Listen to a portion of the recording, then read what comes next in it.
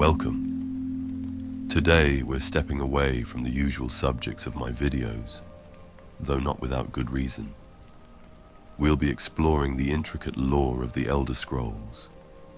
Given the vastness and mystery of this universe, capturing it all in a single video would be impossible. So today, my goal is to provide an overview, painting a picture of the forces that shape the balance of power between the mortal and the divine. If you enjoy this kind of content, please don't forget to like and subscribe. It really means a lot.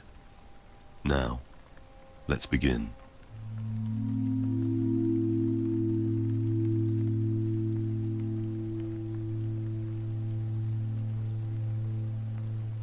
In the beginning, there was the Orbis, the totality of all that ever was or could be. Within this cosmic void dwelt the Etada, the original spirits, forces so fundamental that mortal minds can only grasp them through metaphor and myth. Two principles dominated this primordial realm: Anu, representing stasis, order, and the desire for things to remain as they are, and Padome, embodying change, chaos, and the endless hunger for transformation. Their eternal conflict birthed possibility itself, but it was Lorcan, the missing god, who conceived of something unprecedented, a realm where limitation would create meaning, where mortality would give weight to choice, where finite beings could achieve what infinite ones could not.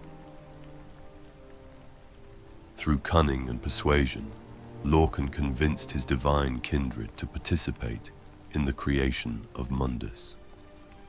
Akatosh offered time's flow, Magnus designed the fundamental laws, and others contributed their essence to this grand experiment.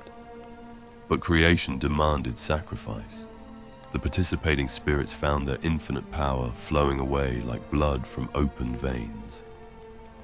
Some fled in terror. Magnus himself tore a great hole in reality as he escaped, creating the sun. Those who remained became the Aedra, their power diminished, but bound forever to the world they had helped create. Those who refused became the Daedra, retaining their full strength, but dwelling apart in oblivion. In their fury at this diminishment, the other spirits turned upon Lorcan, tearing out his divine heart and casting it down upon the world, where it became Red Mountain. His body became the moons that dance across Nirn's sky, and his spirit scattered on the wind, ensuring that his gift of mortality would forever carry the spark of rebellion and transformation. Thus was Mundus born in betrayal and sacrifice, a flawed realm where gods could die and mortals could achieve apotheosis, the stage upon which all the dramas that follow would unfold.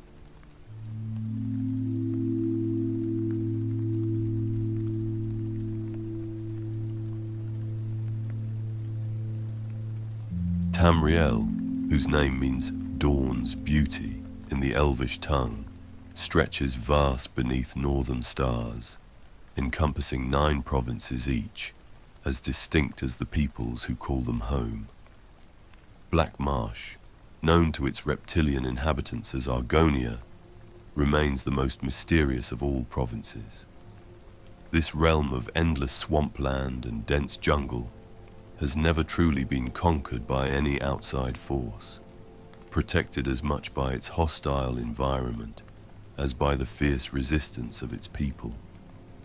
The Argonians themselves are unlike any other race, created not through natural evolution, but by the Hist, ancient sentient trees whose consciousness predates even the gods.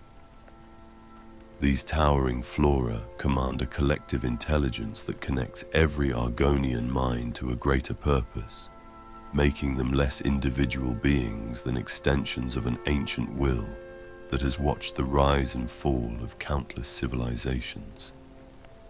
The marsh has sheltered other peoples throughout history. The silver-skinned Kothringi once dwelt along its borders until disease claimed them.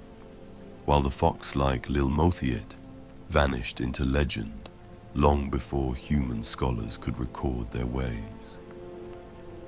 Aboriginal Aliad tribes also made their homes in the deepest swamps, their descendants lost to time and shadow.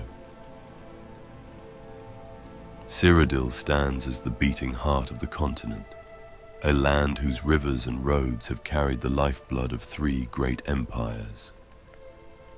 The province divides naturally into 2 regions: the western grasslands of Colovia, where hardy folk maintain traditions inherited from their Nordic ancestors, and the eastern forests of the Nibene, where cosmopolitan cities reflect centuries of cultural mixing between human and elven influences. Long before human feet touched Cyrodiilic soil, this was the domain of the Aliads, the wild elves, whose white stone cities rose like prayers along the shores of Lake Rumare. Their civilization achieved heights of magical and architectural wonder that have never been equaled, but their cruelty toward their human slaves became the stuff of nightmare. When Alessia, the slave queen, finally led her people to freedom, she built her empire upon Aliad foundations, and echoes of that ancient synthesis still shape imperial culture today. Elsewhere presents a land of stark contrasts, where northern deserts give way to southern rainforests. The Khajiit who inhabit this province come in forms as varied as the landscape itself, their shape determined by the phases of the moons at their birth. From the great Sencha tigers who serve as steeds to the tiny Alfik, who appear as common house cats but possess fully sapient minds, the Khajiit embody change itself. Their nomadic traditions and complex clan structures have proven remarkably resilient, surviving conquest and foreign rule while maintaining their essential character. Hammerfell's red deserts and coastal cities tell the story of the Red Guards, master warriors who fled the sinking of their homeland Yokuda. These sword singers brought with them martial traditions, so refined they border on the supernatural, techniques that can cut through steel as easily as silk, and in legendary cases, even slice through the fundamental forces of reality itself. The political divide between crowns, who maintain traditional Yokudan ways, and forebears, who have embraced imperial customs, reflects the eternal tension between preserving the past and adapting to the present. Before the Ra-Garda arrival, diverse Nedic tribes and even Dwemer settlements dotted this harsh landscape. The newcomer's conquest was swift and absolute, establishing a warrior culture that has never been successfully subjugated by any foreign power. High rock fragments into dozens of kingdoms and city-states, a political maze that mirrors the province's mountainous geography. The Bretons who inhabit this realm carry the blood of 3 peoples: Aboriginal Needies, conquering Nords, and ruling Direni elves, creating a race that combines human adaptability with elven magical aptitude. Their feudal society may appear chaotic to outsiders, but this very fragmentation has proven to be a strength, making the province nearly impossible to conquer completely, while fostering competition that drives innovation in magic, commerce, and statecraft. Morrowind stands apart from all other provinces, a realm where divine intervention has shaped not just history, but the very landscape itself. The dark elves who call this place home are marked by their ash-grey skin and burning red eyes, the physical signs of an ancient curse that transformed them from the golden chimera of old. For 3,000 years they worshipped the tribunal, 3 mortals who achieved godhood through means both miraculous and terrible. The volcanic landscape, with its flowing lava rivers and towering mushroom forests, reflects a land where the divine and mundane have always intermingled. The island of Vardenfell, dominated by the smoking peak of Red Mountain, holds secrets that reach back to the very creation of the world. For it was here that the heart of Lorcan fell, and here that the greatest mysteries of divine power have been explored and exploited by those bold enough to risk the consequences.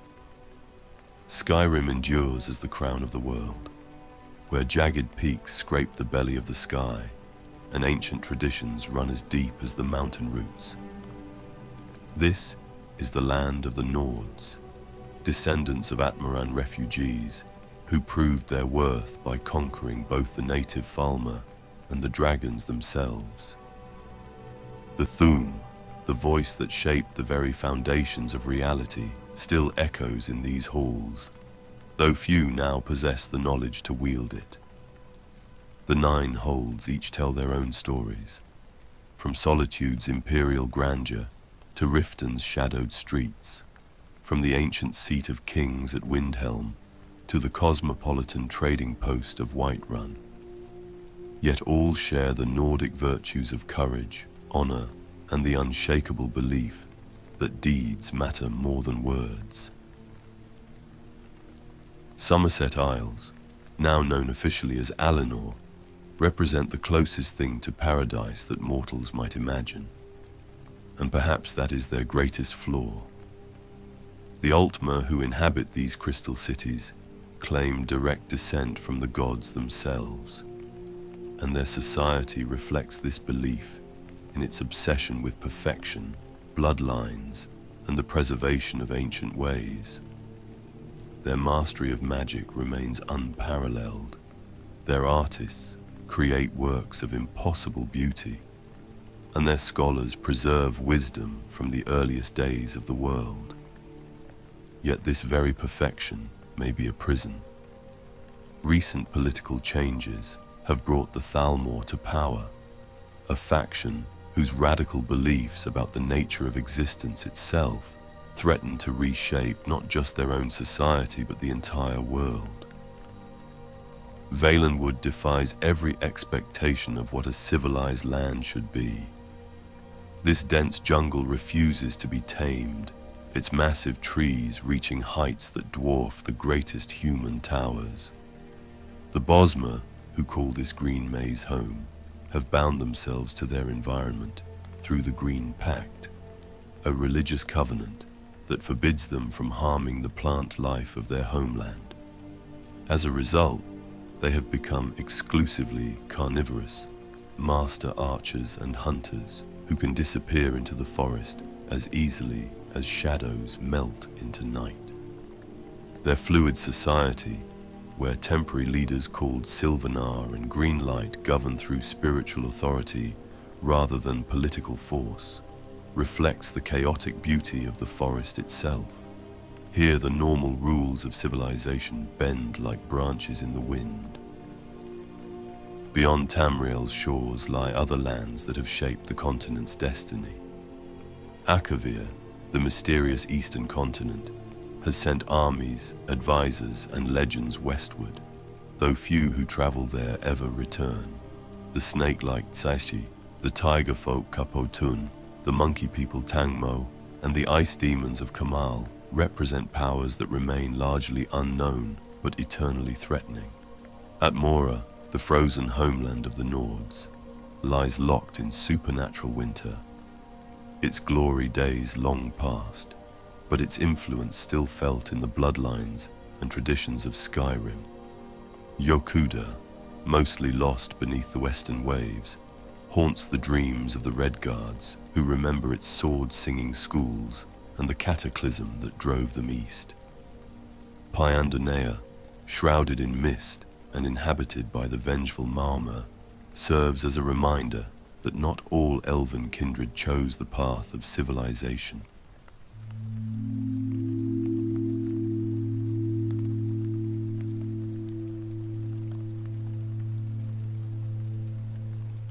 The scholars mark 6 great ages in their chronicles, though the earliest periods blur into myth and legend. where mortal understanding fails. The Merethic era saw the first flowering of civilization as the elves spread across Tamriel from their mysterious homeland of Aldmeris. The Aldmer established their crystal cities on Somerset, while their kindred explored new shores. Some became the Chimera, following the prophet Veloth to the harsh lands of Morrowind, where they embraced change and the worship of Daedric princes. Others transformed into the Bosmer, binding themselves to the forests of Valenwood, or the Maormer, taking to the southern seas in their coral ships. The Dwemer chose the strangest path of all, delving into the earth's bones to build cities of brass and steam. These deep elves rejected divine worship entirely, seeking truth through reason and artifice. Their machines hummed with power that seemed almost alive, but their greatest work would prove to be their undoing. Meanwhile, the first humans crossed the ice from dying at Mora, led by heroes whose names still echo in song. Ysgramor and his 500 companions carved out the first Nordic kingdom after the Night of Tears, when Falmer raiders burned the settlement of Sarthal. The war that followed drove the snow elves underground, where they would make a bargain with the Dwemer that transformed them into the twisted creatures now known as the Falmer. But perhaps the most significant event of this ancient age was the Dragon War, when human slaves rose against their draconic masters. The Thu'um, the language of creation itself, became the weapon that toppled divine tyranny. When the great dragon Alduin threatened to devour the world entire, 3 heroes used an Elder Scroll to cast him forward through time, solving the immediate crisis while creating a greater one for the distant future. The first era began with revolution, as Alessia the Slave Queen led her people against the Ayleid masters who had tormented them for centuries. Her rebellion succeeded through a combination of human courage, divine intervention, and pragmatic alliances with those elves who had grown disgusted by their kindred's cruelties. The Saint Alessia didn't merely conquer, she transformed, creating a new religion that blended human and elven traditions into the 8 divines, laying the foundation for all future imperial theology. But empires built on idealism often succumb to extremism. The Alessian order that arose after Alessia's death preached a more militant doctrine, seeking to purge all elven influence from human society. Their zealotry reached its peak with the Marukati Selective, fanatics who attempted to surgically remove elven elements from the god Akatosh himself. The result was the Middle Dawn, a 1,000-year dragon break where linear time ceased to function, past and future becoming indistinguishable until reality finally reasserted itself. In the East, the War of the First Council reshaped Morrowind forever. The alliance between Chimera and Dwemer, sealed by the friendship of Lord Nerevar and King Dumak, shattered when the Deep Elves began using the Heart of Lorkhan to power their artificial god, the Numidium. The resulting conflict saw the entire Dwemer race vanish in a single moment. Whether through ascension, destruction, or transformation into their mechanical creation remains one of history's greatest mysteries. From the Dwemer's disappearance came the Tribunal's rise. Nerevar's advisors, Vivek, Almalexia, and Sota Sil, used the tools of Kagrenak to tap the heart's power for themselves, achieving godhood at the cost of their people's transformation. The Golden Chimera became the ash-skinned Dunmer, marked forever by their god's transgression. The First Era's end came with the Akaviri invasion, when armies of snake men crossed the eastern seas to conquer Tamriel. Their defeat by Raymond Cyrodiil led not to their destruction, but to their integration into a new empire, one that would endure for centuries under the guidance of Tseshi potentates. The Second Era opened with chaos as the last potentate fell to assassins' blades, leaving Tamriel without central authority for the first time in millennia. The interregnum that followed saw the continent fragment into dozens of competing kingdoms, each claiming legitimacy while pursuing narrow interests. From this chaos emerged three great alliances, each representing a different vision of Tamriel's future. The Aldmeri Dominion under Queen Irene sought elven wisdom, guiding all races toward enlightenment. The Daggerfall Covenant promised prosperity through trade and cooperation. The Ebonheart Pact, strangest of all, bound together ancient enemies, Dunmer, Nords, and Argonians, in common cause against external threats. These alliances clashed in the Three Banners War, a conflict made more desperate by the Planmeld. Molag Bal's attempt to drag Nirn itself into his realm of Coldharbour. Only the heroic efforts of unlikely champions prevented the total destruction of the mortal world. Into this maelstrom stepped Tiber Septim, a Nordic general whose mastery of the Thu'um marked him as something more than mortal. His conquest of Tamriel combined military genius with political wisdom, uniting the continent through a mixture of force and diplomacy. His use of the Numidium to humble the proud Altmer demonstrated that even the gods' own weapons could serve mortal ambition. When Tiber achieved apotheosis as Talos, the ninth divine, he completed a transformation begun with Alessia, the elevation of humanity from slaves to gods, from subjects to masters of their own destiny. The Third Era represented the height of human achievement, 4 centuries of relative peace under the Septim dynasty. Yet even this golden age carried within it the seeds of future conflict. The War of the Red Diamond nearly tore the empire apart when Potema, the Wolf Queen, challenged the succession. The Cameron usurpers' rampage across western Tamriel demonstrated that ancient evils could still threaten civilization. Most insidious was the Imperial Simulacrum, when the battle mage Jagar Tharn imprisoned the true emperor and ruled in his place for a decade. The deception's success revealed troubling weaknesses in imperial institutions, while its ultimate exposure required heroic intervention to restore legitimate rule. In Morrowind, the slow corruption of the tribunal led to crisis, as Dagoth-Ur, the forgotten enemy from the War of the First Council, returned to claim divine power for himself. His defeat by the prophesied Nerevarine marked the end of the false god's reign and the restoration of traditional ancestor worship. The Third Era's end came suddenly and catastrophically.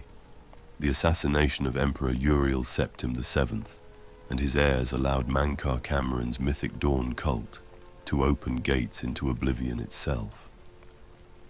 Mehrunes Dagon's invasion tested every institution of civilized society, and while ultimate victory was achieved through the sacrifice of Martin Septim, the cost was the extinction of the dragon-blessed bloodline that had legitimized imperial rule for over 4 centuries.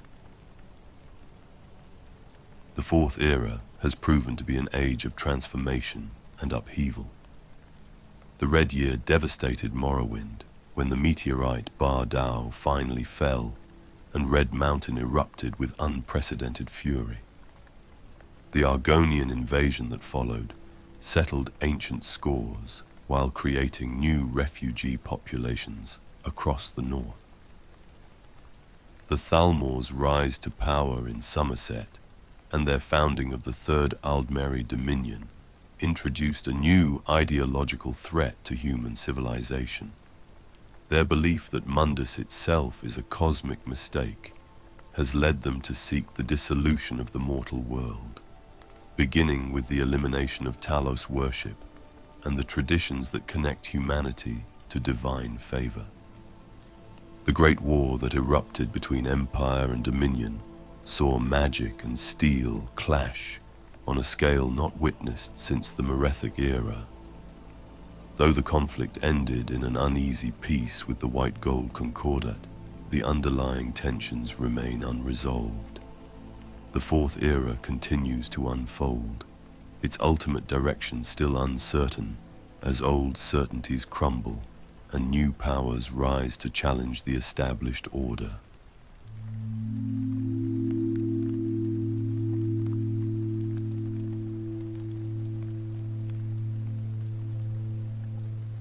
Gods walk among mortals.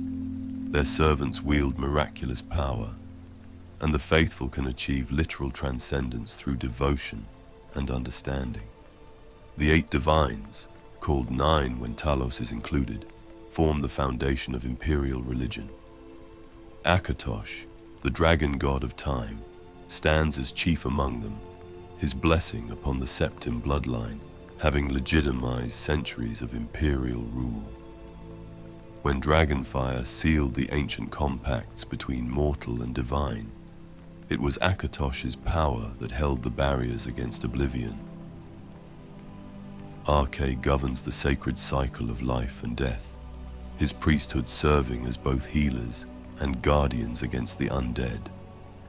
Where Arche's influence grows weak, necromancy flourishes, for death itself becomes malleable in the absence of his divine order. Dibella embodies love and artistic beauty, her temples serving as centers of learning where mortals explore the connections between physical attraction, emotional bonds, and creative inspiration. In the passionate arts and the tender affections between lovers, her divine presence can be felt. Julianos represents wisdom and logic, patron of scholars and mages who seek truth through systematic study. His followers maintain the great libraries and magical academies where mortal understanding gradually approaches divine knowledge. Kinnereth commands the natural world, wind and rain, plant and animal, the delicate balance that sustains all life. Rangers and druids, sailors and farmers all acknowledge her dominion over the forces that shape daily existence.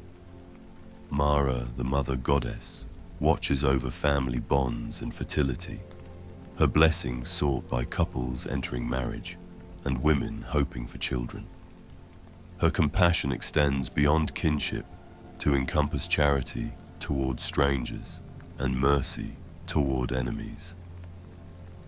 Stendar embodies justice and mercy in equal measure, his Templars serving as both warriors against evil and protectors of the innocent. The careful balance between punishment and forgiveness, between righteous anger and compassionate understanding, reflects his divine nature. Zenithar governs commerce and honest labor, blessing those who create wealth through their own efforts rather than theft or exploitation. Merchants and craftsmen, farmers and smiths, all who contribute to society's prosperity through productive work, earn his favor. Talos stands apart as the newest divine, the apotheosis of Tiber Septim, representing humanity's ultimate achievement. His worship embodies the belief that mortals can transcend their limitations through heroic action and unwavering determination. The Thalmor's attempts to suppress his veneration strike at the very heart of human identity and aspiration. Yet the divines are not the only powers worthy of reverence. The Daedric princes represent aspects of existence that lie beyond conventional morality, neither wholly good nor entirely evil, but following logics that mortal minds struggle to comprehend. Azura of the dawn and dusk stands among the good Daedra honored by the Dunmer, her prophecies guiding heroes toward their destinies. Her blessing shapes the twilight hours when day surrenders to night and transformations become possible. Mehrunes Dagon embodies destruction and revolution, his invasions of the mortal world serving as reminders that all things must eventually change or be swept away. What seems like pure malevolence often serves to clear away corruption and stagnation. Sheogorath represents madness in all its forms, creativity and chaos, inspiration and delusion intermingled beyond separation. His realm challenges every assumption about reality, forcing visitors to question the nature of sanity itself. Hermaeus Mora hoards forbidden knowledge, offering glimpses of ultimate truth to those willing to pay any price for understanding.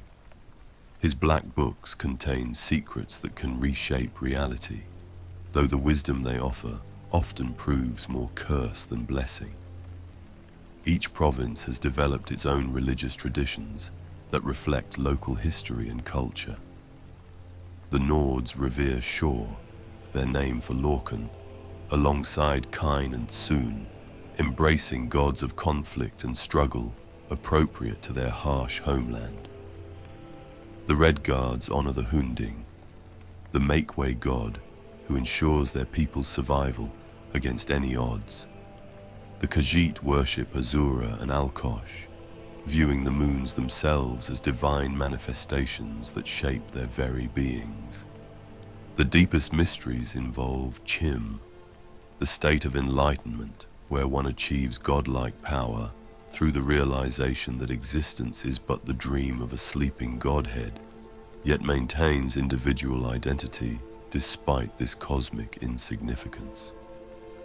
Only a handful of beings throughout history have achieved this transcendent state, gaining the ability to reshape reality through pure will, while avoiding the zero-sum dissolution that claims most who attempt such understanding. Dragon breaks represent moments when linear time fractures under the weight of divine intervention or cosmic contradiction. During these periods, multiple timelines exist simultaneously, past and future becoming fluid concepts that defy mortal comprehension. The Middle Dawn, the Warp in the West, and other such events demonstrate that time itself is merely another force that can be bent or broken by sufficient power. Elder Scrolls exist outside normal causality, containing knowledge of all possible futures and hidden truths about the past. Reading them requires special preparation and often results in blindness or madness, for mortal minds cannot safely process information that exists beyond the boundaries of temporal sequence. These mysteries remind us that despite all mortal achievement, vast forces operate according to principles that exceed our understanding. The wise acknowledge their limits while still striving to expand them, knowing that some knowledge comes only to those brave enough to risk everything in its pursuit.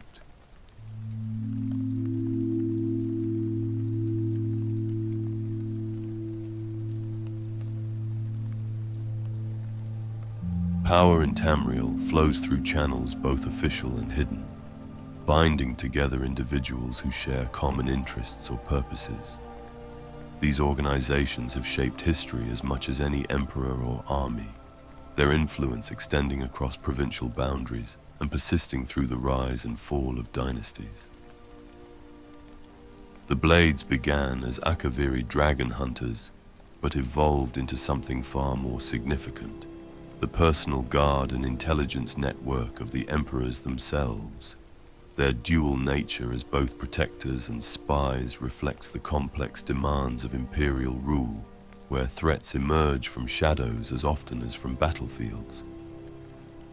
Originally members of the Dragon Guard who came to Tamriel with the Tsaishi invasion, they transferred their loyalty to Rayman Cyrodiil after his victory and have served the Empire faithfully ever since. Their true purpose remained hidden for centuries, preparing for the return of the dragons. While publicly known as elite warriors and Imperial agents, the Blades secretly maintained the knowledge and weapons necessary to combat draconic threats, should they ever emerge again. This ancient mission became relevant once more during the events in Skyrim, when dragons returned to the world after millennia of absence. The Fighters Guild provides mercenary services across multiple provinces, offering standardized rates and reliable quality to clients seeking hired swords. Founded during the Second Era by Akaviri veterans, the Guild grew from a simple mercenary company into a continent-spanning organization that brought order to what had previously been a chaotic and dangerous profession. Guild membership requires adherence to a code of conduct that prohibits senseless killing, theft, and taking contracts against fellow members. These restrictions, while limiting in some ways, actually increased the Guild's prestige and earning potential by establishing a reputation for professionalism that wealthy clients value highly. Competition comes from provincial organizations like the Companions of Skyrim, an ancient warrior brotherhood tracing its lineage to Isgrimor's original 500, and various smaller mercenary companies that operate without guild oversight. The relationship between these groups varies from friendly rivalry to outright hostility, depending on local circumstances and competing interests. The Mages Guild once represented magical education and regulation throughout the Empire, establishing uniform standards for spellcasting instruction and maintaining libraries of arcane knowledge. Founded by the Ultima wizard Galerion the Mystic, the organization played a crucial role in making magical education accessible to common folk, rather than remaining the exclusive province of noble houses and ancient bloodlines. The Guild's influence waned during the Fourth Era, following several catastrophic events, including the Oblivion crisis and internal conflicts over necromancy practices. Regional organizations like the College of Winterhold now serve some of its former functions, but the continent lacks a unified approach to magical education and regulation. This fragmentation has both positive and negative consequences. Local institutions can better serve their specific populations and respond quickly to regional threats, but the loss of standardized training and shared research has slowed magical progress and created dangerous knowledge gaps. The Thieves Guild exists in the shadows of most major cities, providing structure and mutual protection for those who live outside the law. Despite their criminal nature, these organizations often serve important social functions, offering opportunities for advancement to those excluded from legitimate power structures, and sometimes acting as informal guardians of their communities. The Guild's operations extend beyond simple theft to include smuggling, information gathering, and enforcement services for clients who cannot turn to official authorities. Their knowledge of urban geography and social networks makes them valuable allies or dangerous enemies, depending on one's relationship with them. Guild traditions vary significantly between regions. Cyrodiil's Thieves Guild operates under the legendary Grey Fox, a figure whose identity remains hidden behind a magical cowl that erases the wearer's criminal history from public memory. Morrowind's Guild fell victim to the Kamona Tong, a native criminal organization with political connections strong enough to drive out foreign competition. The Dark Brotherhood represents the sinister evolution of the ancient Morag Tong, transforming from a legally sanctioned religious institution into an illegal murder cult. where the Morag Tong served the Dunmer state and the Daedric prince Mephala through regulated assassination. The Dark Brotherhood worships Sithis, the primordial void that existed before creation, and accepts contracts without regard for law or justice. Brotherhood members undergo ritualistic initiation involving murder of innocents, binding them to the organization through shared guilt as much as common purpose. Their methods include poison, stealth, and psychological warfare, often leaving their victims' bodies arranged in ways designed to terrorize witnesses and advertise the Brotherhood's capabilities. The organization's structure mirrors that of a religious order, with Mother Superiors leading individual sanctuaries and the Night Mother serving as supreme spiritual authority. This religious framework provides psychological justification for activities that would otherwise be mere murder for profit, allowing members to view themselves as devoted servants rather than common criminals.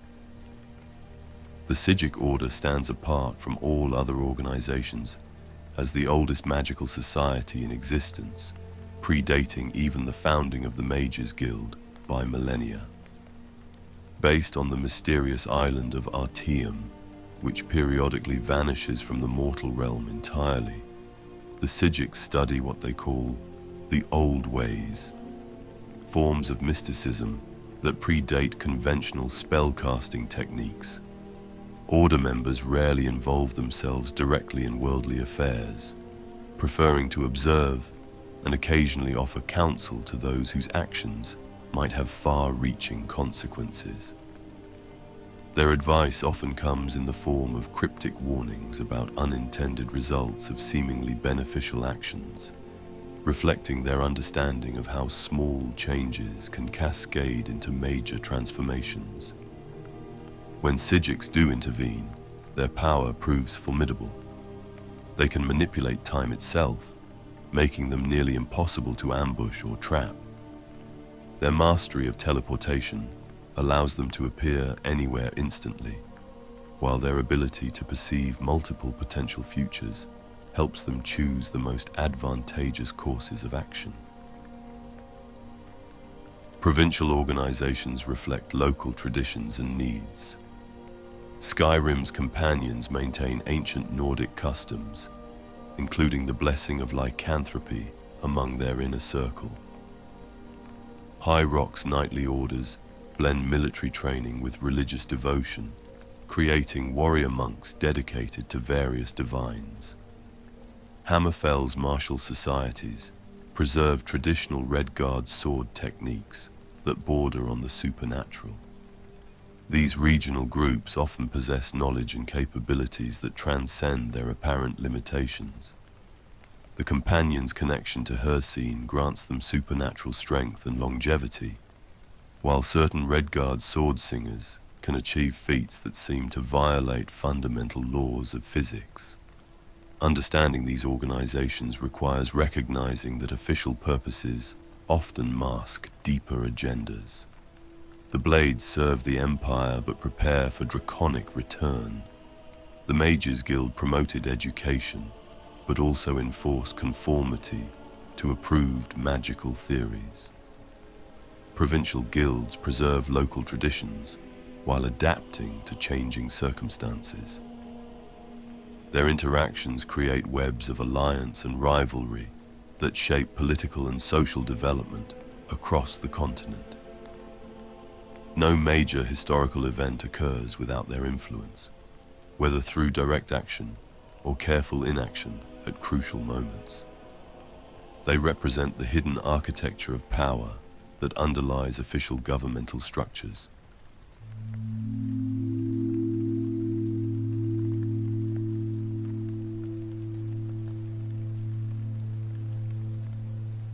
Cosmology in Tamriel defies conventional understanding. What appear to be celestial bodies, the sun, moons, and stars, are actually holes torn in the fabric of reality, windows through which the light of Aetherius streams into the mortal realm. The sun marks where Magnus fled during creation, his passage leaving a permanent wound in the cosmic order. The smaller stars represent the tears left by his followers, the Magna Gi, as they too abandoned the project of mortal existence. The planets are not distant worlds, but the realms of the Aedra themselves, visible reminders of divine presence within the cosmic architecture.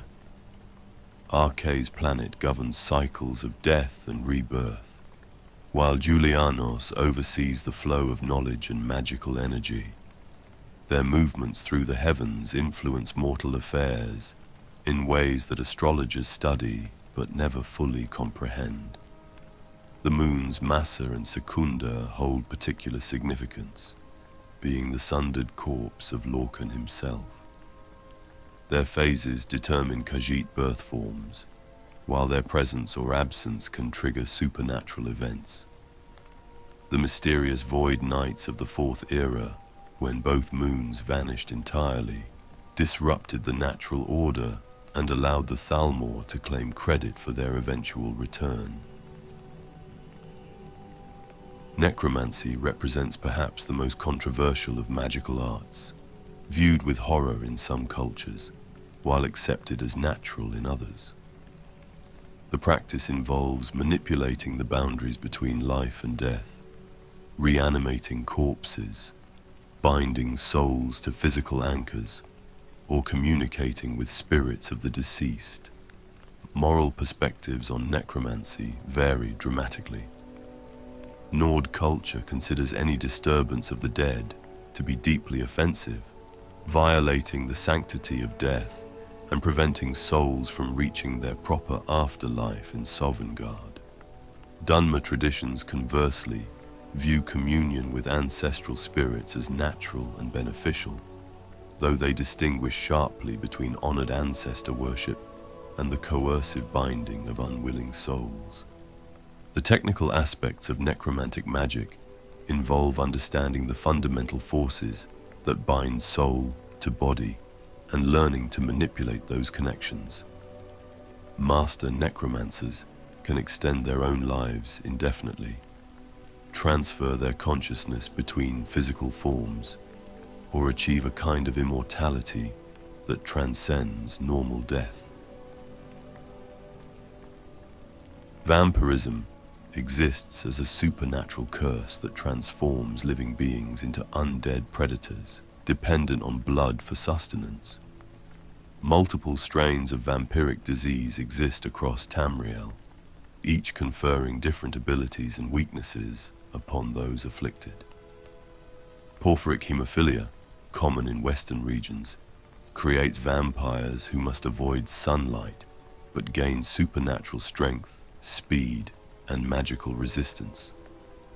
Sanguinaire vampiris, prevalent in Skyrim, follows similar patterns but adapts to the harsh northern climate. More exotic varieties exist in specific locations, sometimes bearing gifts or curses unique to their origins. Vampire society varies by region and bloodline. Some clans maintain elaborate hierarchies based on age and power, with elder vampires ruling over extensive territories through networks of mortal servants and younger undead. Others exist as solitary predators, or small family groups that avoid contact with both mortal and vampiric society. The condition represents both curse and opportunity.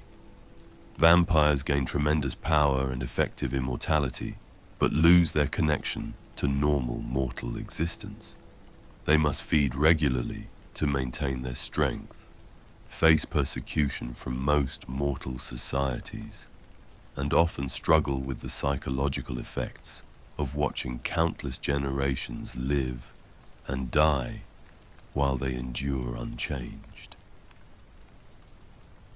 Lichdom offers an alternative path to undeath favored by powerful mages who seek immortality while retaining their magical abilities. The transformation requires extensive preparation, advanced necromantic knowledge, and the creation of a phylactery, a magical container that houses the mage's soul and serves as an anchor to the mortal realm.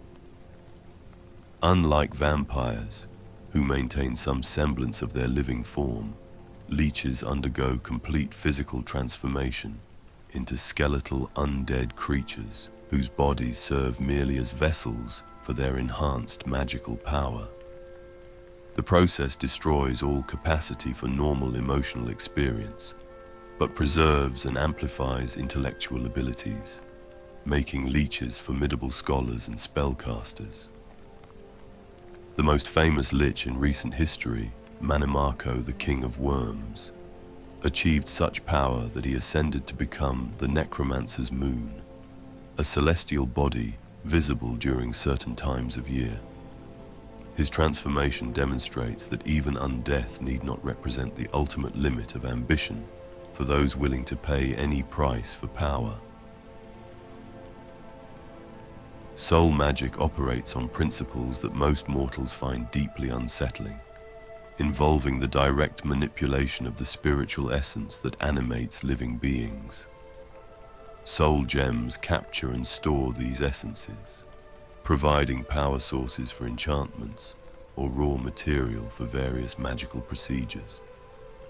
The practice raises profound ethical questions about the nature of consciousness and individual identity.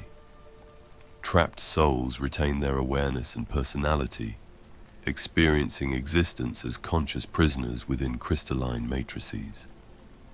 Some argue this constitutes the ultimate violation of personal autonomy, while others view it as simply another natural resource to be harvested and utilized. Black soul gems, capable of containing human and elven souls, represent the most controversial application of this art. Their use is forbidden by most magical institutions and illegal under imperial law, but they provide far more power than the white soul gems used for animal spirits. The soul cairn exists as a pocket dimension ruled by the ideal masters, beings who have transcended physical existence through mastery of soul magic.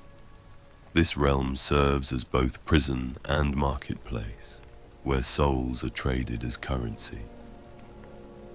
The dream sleeve represents the cosmic mechanism by which souls are recycled between incarnations, functioning as a kind of spiritual cleansing system that strips away memories and individual identity before rebirth. Most souls pass through this process unconsciously, emerging into new lives with no recollection of previous existence. However, some beings possess the knowledge and power to retain their identity through multiple incarnations. The Nerevarine prophecy explicitly involves such reincarnation, with the hero bearing not just symbolic resemblance to Lord Nerevar, but actual spiritual continuity with the ancient Chimere champion. Understanding the dream sleeve has practical implications for necromancers and soul mages, as it represents the ultimate destination for unbound spirits. Interference with this natural process can have consequences that extend far beyond individual magical workings, potentially disrupting the cosmic order that maintains the boundary between life and death. Apotheosis stands as the ultimate achievement possible for mortal beings. The transformation from finite creature to divine entity through accumulated power, knowledge, or spiritual enlightenment. Multiple paths lead to godhood, each requiring different sacrifices and conferring different types of divine authority. The tribunal achieved divinity through technological means, using the tools of Kagranak to tap directly into the heart of Lorcan. Their transformation granted them tremendous power, but bound them to the specific geographical region where their divine essence was anchored, limiting their influence compared to the original Aedra. Tiber Septim's apotheosis as Talos followed a different pattern, representing the accumulation of mythic significance and popular belief rather than direct manipulation of divine artifacts. His transformation suggests that mortal achievements, when sufficient in scope and impact, can themselves generate the spiritual energy necessary for divine ascension. Manimarco's transformation into the necromancer's moon demonstrates yet another path: the systematic accumulation of necromantic power until the boundary between mortal mage and cosmic force dissolves entirely. His achievement required not just magical knowledge, but the complete rejection of normal moral and emotional constraints. These mysteries remind us that reality itself remains malleable for those who understand its underlying principles. The distinction between mortal and divine, between life and death, between possible and impossible, proves far less absolute than common wisdom suggests. Yet such knowledge comes with profound risks. Those who delve too deeply into cosmic mysteries often lose their essential humanity in the process, becoming something that transcends mortal limitations, while sacrificing the connections and experiences that make existence meaningful. The wisest scholars approach these subjects with appropriate caution, recognizing that some forms of knowledge transform the knower in ways that cannot be undone. Understanding the universe's deepest secrets requires being prepared for the possibility that such understanding might fundamentally alter one's nature and purpose.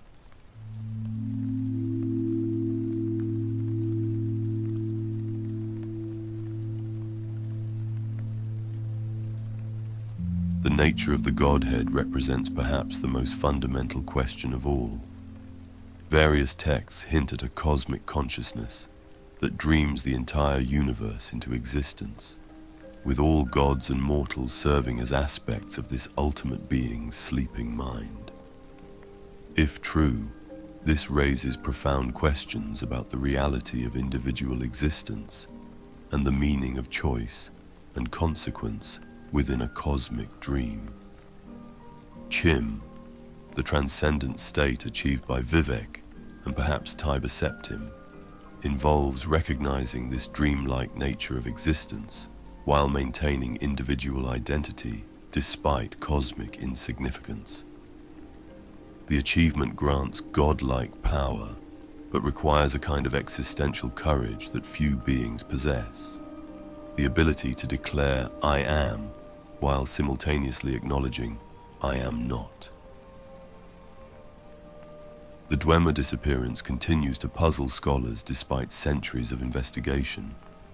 Their simultaneous vanishing from all locations across Tamriel suggests a coordinated event rather than gradual exodus or military defeat. The most compelling theories involve their successful activation of the new medium and subsequent transformation into something beyond mortal comprehension. Whether they achieved their goal of transcendence or were destroyed by forces they couldn't control may never be determined. Their empty cities and still functioning machines serve as monuments to ambition that either succeeded beyond all expectation or failed in the most catastrophic manner possible. The future of the Kalpa concerns itself with the cyclical nature of cosmic time. Alduin, the World Eater, represents the end of the current cycle of existence, destined to devour all of creation when the Kalpa reaches its appointed conclusion. His banishment through time delayed this cosmic recycling, but did not prevent it permanently. Some scholars argue that the current Kalpa has already ended in metaphysical terms, with the events surrounding the Oblivion crisis marking a fundamental transition to a new cosmic cycle. Others maintain that Alduin's defeat in Skyrim has broken the cycle entirely, creating an unprecedented situation where the current Kalpa might continue indefinitely. The Thalmor's ultimate goal extends beyond mere political dominance to encompass the complete dissolution of Mundus itself. Their belief that mortal existence represents a cosmic mistake leads them to seek the undoing of creation, presumably returning all consciousness to the primordial unity that existed before Lorcan's intervention. Whether such a goal is achievable through political and military means remains unclear. The barriers between planes have weakened since the Oblivion crisis, potentially making reality more malleable than in previous eras. However, the desire to unmake existence itself may represent hubris, comparable to the Dwemer's attempt to become gods through technology. The return of the dragons raises questions about the nature of time and prophecy. These creatures embody concepts rather than merely existing as powerful animals, making their relationship with linear causality fundamentally different from that of mortal beings. Alduin's return suggests that some events are inevitable regardless of mortal action, while the emergence of new dragons implies that cosmic forces remain active despite apparent dormancy. The role of heroes in Tamrielic history follows patterns that seem too consistent to be mere coincidence. The recurring appearance of prophesied individuals capable of reshaping destiny suggests either divine intervention in mortal affairs or the operation of cosmic principles that ensure certain outcomes regardless of specific circumstances. These prisoner heroes who appear at crucial moments often share common characteristics: freedom from normal social constraints, exceptional adaptability, and the ability to make choices that somehow transcend the limitations normally imposed by prophecy and fate. Their success suggests that free will and determinism might not be incompatible concepts within Tamrielic cosmology. The nature of time itself remains mysterious, despite extensive study. Dragon breaks demonstrate that linear progression is not inviolable, while the existence of Elder Scrolls proves that past, present, and future can be perceived simultaneously under certain conditions. Whether time is fundamental to reality or merely a construct imposed by limited mortal perception continues to generate scholarly debate. The meaning of mortality takes on special significance in a universe where gods can die and mortals can achieve divinity. The boundary between finite and infinite existence appears more permeable than in most cosmological systems, raising questions about what distinguishes mortal from divine consciousness and whether such distinctions have ultimate meaning. These questions define the horizon of our knowledge, while pointing toward areas where future investigation might yield new understanding. They remind us that despite all accumulated wisdom, vast mysteries remain to challenge each new generation of scholars and heroes. Perhaps this uncertainty is itself significant. A universe with all questions answered might lose the dynamic tension that drives growth, change, and achievement. The presence of eternal mysteries ensures that existence retains meaning beyond mere survival or pleasure, providing purpose for those brave enough to seek answers to questions that may have no final resolution.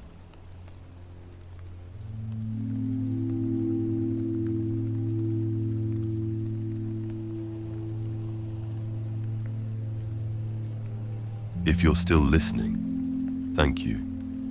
I hope you enjoyed the video. If you did, please consider hitting the like button and subscribing if you'd like to see more. Feel free to share your thoughts in the comments below. If this video interested you, you might also enjoy my Trench Crusade series. And if you're into painting or collecting miniatures, you can check out the Keshig Warband miniatures on my Ko-fi page. You can also support me directly there for exclusive perks. Once again, thank you for watching, and I hope you have a good day. or a good night.